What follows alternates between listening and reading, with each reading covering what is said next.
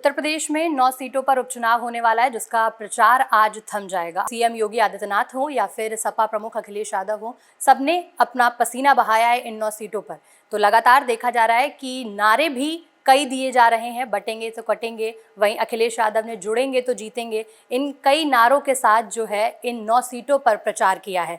हमारे साथ बीजेपी नेता शबनम पांडे जी हैं, उनसे जानते हैं कि क्या कुछ कहना है और इस बार उपचुनाव की बात। मैडम, पहले आपका बहुत बहुत स्वागत है। धन्यवाद। धन्यवाद जी।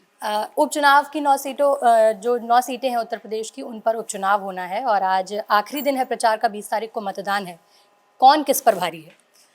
देखिए, सबसे पहले तो भारतीय जनता पार्टी एक ऐसी पार्टी है जिसका संगठन हर चुनाव को चुनौती समझता है। कभी भी किसी चुनाव में लापरवाही न करना एक आदत सी है। गंभीरता के साथ चुनाव को लेना भारतीय जनता पार्टी की कार्यशैली में है।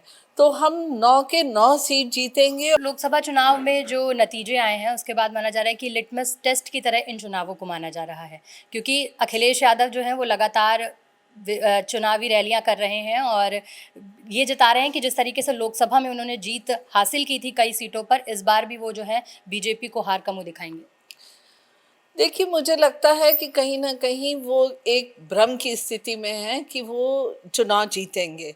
जिस तरीके की उनकी कार्यशैली, उनकी भाषा और उनका संगठन है, ये साफ तौर पे दिखाएगा कि कैसी हार उन्हें हासिल हो रही है। लोकसभा में किन्हीं वजहों से जो उन्होंने अफवाह फैलाया था, उन्होंने और कांग्रेस पार्टी ने मिलकर जिस तरीके की अफवाहें फैलाई थी, जनता उन अफवाहों को अब समझ चुकी है कि ये झूठे वादे करते हैं, झूठी अफवाहें फैलाते हैं और सीट जीतने के लिए हर हथकंडा अपनाते हैं। उसके ठीक विपरीत भारतीय जनता पार्टी अपनी योजनाओं से, अपनी कार्यशैली से और अपनी सामाजिक भावनाओं से, मजबूत भावनाओं से जनता के बीच खड़ी है और हम इस बार बहुत ही अच्छी जीत के साथ आएंगे। परिणाम आपको बताएगा कि क्या कार्यशैली है भारतीय जनता पार्टी की और उनके अफवाहों वाली जो कार्यशैली है उसका रिजल्ट क्या होता है। इस उपचुनाव में सबसे अहम बात जो रही वो सीएम योगी आदित्यनाथ का जो नारा दिया गया, बटेंगे तो कटेंगे, वो हरियाणा चुनाव से शुरू हुआ, लेकिन महाराष्ट्र में भी और यूपी के उपचुनाव में एक अहम भूमिका निभा रहा है। वहीं अखिलेश यादव ने भी कई वार किए, कई पोस्टर वॉर हुए और नारे दिए गए। वो ये भी कहा जा रहा है कि केशव प्रसाद मौर्य ने जो है उससे किनारा कर लिया है। उस पर आपका क्या कहना है? देखिए, ये सारी अफवाहें हैं कि किसने किनारा कर लिया। पार्टी एकजुट होकर काम कर रही है। जो पार्टी ये नारा देती है कि बटेंगे तो कटेंगे, तो आप इससे समझ सकते हैं हमने इससे पहले एक नारा प्रधानमंत्री जी ने दिया था, सबका साथ, सबका विकास, सबका प्रयास। जो पार्टी शुरुआत से ही वसुधैव कुटुंबकम की के नारे पे चलती है, जिस तरीके की भावनाएं रखती हैं, वो हमेशा हमारी पार्टी के नाराओं में झलकता है।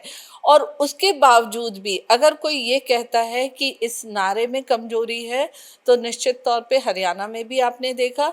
और हमारे इस नारा से वो लोग जो डिवाइड एंड रूल करते थे, जो कि जातियों को बांटते थे, धर्म को बांटते थे, तमाम हथकंडे बांटने की ही करते आए हैं आज तक, वो आज इस नारा से पस्त होकर तरह तरह के नारा दे रहे हैं, लेकिन उनकी कार्यशैली आज भी डिवाइड एंड रूल पे ही है। तो इस उपचुनाव को 2027 के लिए सेमीफाइनल माना जा रहा है, तो क्या विकास के ऊपर पीडीए भारी पड़ेगा या पीडीए विकास पर भारी पड़ेगा?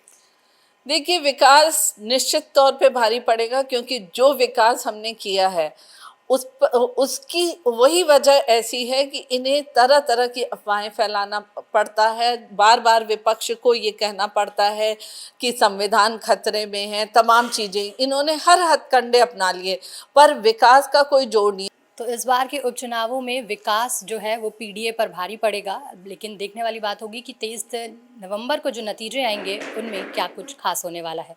वीडियो जर्नलिस्ट गौतम बरुआ के साथ मैं रागिनी सिंह, दी हो हल्ला।